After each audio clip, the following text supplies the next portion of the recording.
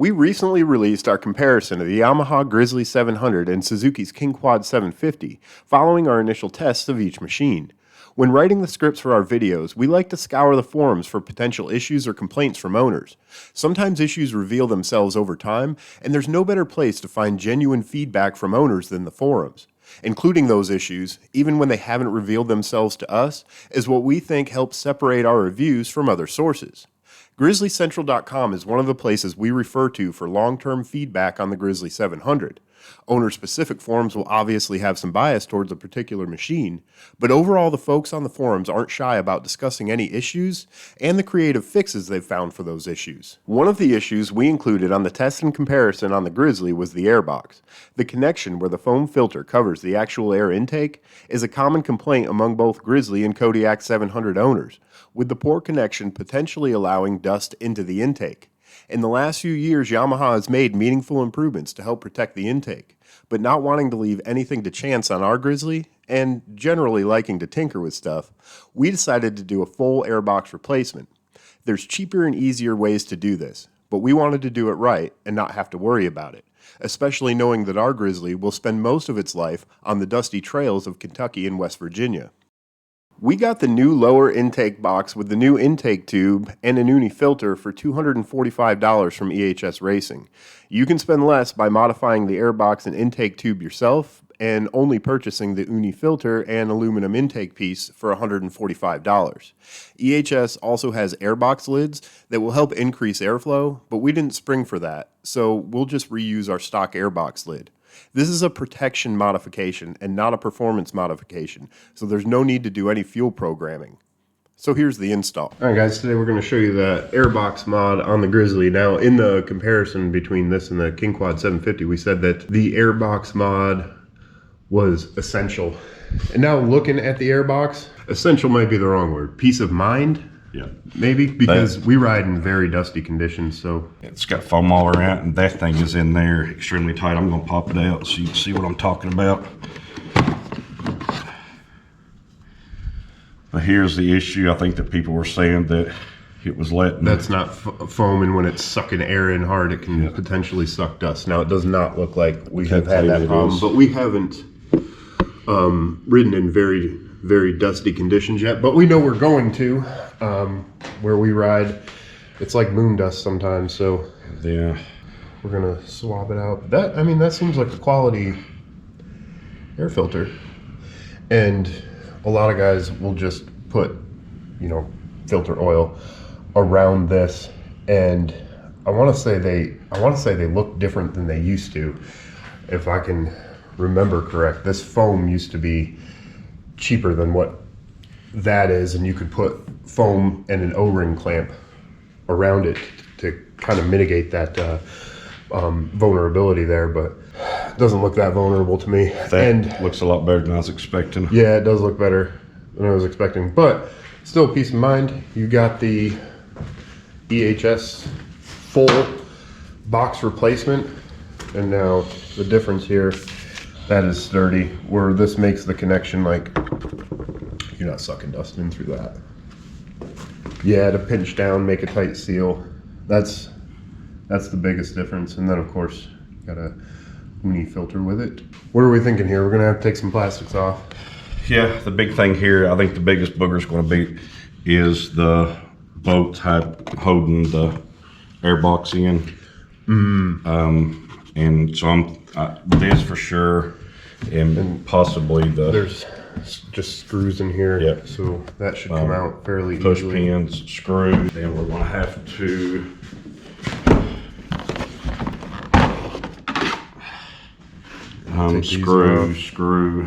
It's going to be an adventure is what it's going to be.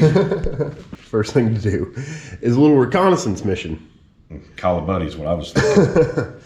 If we can take this middle body piece off that is separate from those front fenders, then yeah, we'll get this part off and then see what we can find from there. All right, we'll show you if we encounter any challenges. Pretty straightforward. This backside bolt on both sides is going to have to come out to get those side panels off. I think it's because I took the wrong one out. Oh.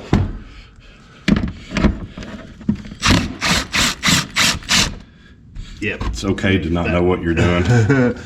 So what we were talking about in the comparison, this gate, this cover here, that's pretty nice on the shifter. That might be all the digging we have to do, unless this storage compartment has to come off, but that should be pretty simple. All right, there's 2 little 10 mil bolts on both sides of the airbox. This one is easy to get to. That's the one I done. This one on this side is harder to get to because it's behind the plugs that go into, I believe that's the rectifier. We took the plug of the top one out, and we could get in there a little bit easier with A lockable. Okay. these are. Then we've got, That's a Phillips head on that hose clamp. For not riding in much dust. yeah. Looks like you've been riding in a lot of dust. Okay, now I think that's the O2 sensors. Let's make sure we look and see what all's plugged up to this thing when we pull it out. All right, once you get those hoses off, it pretty much just pulls out of the actual intake. And you've got to save your butt plug for the bottom here to go on your, Oh, gooey. new box. That's Man. all that filter oil. Actually, simpler than I thought it was going to be. Well, and I've heard so much about O2 sensors and this and that.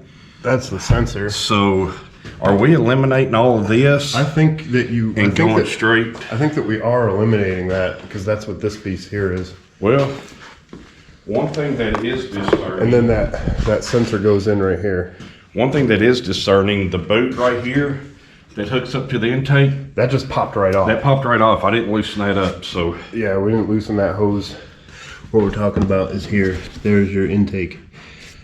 There's your intake to the motor. And then this part of the boot, the top of the boot, that just popped right off of there without loosening the hose clamp. And I mean, inadvertently. So, probably reusing those clamps unless new hose clamps came with it. We'd be reusing what it looks like. Okay, so There is your sensor. let's unplug and see what happens. Basically, this is a condensed. I think this is just a little bit shorter. And if you look right here, Oh, this is the new one, obviously. this is, they let me cut that end off to make that because it's not very even. Well, let's look at this part number here. That is the same It's the exact same part exact number. part. So I will be selling this one back to EHS so they can cut that off and send it to somebody else. Yeah, that is Well, interesting. maybe I should have bought the kit instead of just everything. In fairness, EHS's website says they use OEM parts. The advantage of buying the new part is that you can revert the machine back to stock if you ever need to. All right, so the new hose to the airbox to the engine intake is on. Okay guys, we are going to recommend that you put this on the airbox. See, we took the actual air filter out so there was room to work. Recommend putting this on the airbox first. Reason being, you got to stick your finger up in here and that rubber hose piece has to fit on the outside of this billet aluminum piece. And the easiest way to do that is to stick your finger in here and give it a little positive encouragement from the inside. She even likes 2 fingers, really. Yeah. But so I pushed down and Brian had to stick his finger in there and push out on that rubber piece to get it to seat over that billet aluminum. So far that has been the only tricky part of this. That was a pain in the butt, but now if we can get this back, we can get this back on the intake engine with this fully assembled. This is going to be the much easier way. This was impossible to put on with the hose already clamped to the intake and trying to do that while the box is in place. All right, boys, there is the new airbox. I will say that the plug or the the 10 mil bolt that goes in on this side of the machine, the driver's right. That was a little bit of a pain in the butt, but Tell the truth. stick-to-itiveness. Pretty straightforward. It goes right back on the way it comes off, so nothing tricky here. As you can see, the foam in the EHS racing one, and then the billet aluminum clamp for the uni filter replaces what people complain about on the stock filter. So this piece right here that is like dry out, this used to be foam. This is a much heavier duty foam, so I don't know if Yamaha improved this. This is not what I remember seeing on old Grizzlies. Going back and looking at the setup on older models, 2015 to 2018 Grizzly and Kodiaks, it's pretty clear that Yamaha has taken steps to address the issues. I can't say in all certainty when exactly that happened, but all you need to do is open your Airbox to see the setup on your machine. We recommend checking the inside of the intake hose for dust on unmodified airboxes, which will be the clear indication of whether or not this modification is essential for you. Alright, so all in all, other than the one bolt on the right-hand side, that was pretty easy. And always when we take break big 4x4s down, it's like the worst is the plastics. Honestly, man, the plastics make me nervous because there's so many little pieces, and it's just like when you put it back together, it just never feels like it's fit right. And when you drop a screw, it's finding it. Yeah, awful. But the Grizzly was pretty easy. You know, speaking to the fit and finish, we dug on it in a few pieces where things just didn't fit together right in the test and everything. But putting the plastics back, everything falls into place and feels super tight, and everything is. It was pretty easy. It still runs too. Yeah, oh yeah, it still runs. Always do that. Whenever you're going to tear your machine down a little bit, it's always a good idea to start her up before you button it all back together. Otherwise, you're going to have to duplicate that effort. Thanks for checking out the video, guys. See you next time on Dirt Obsession.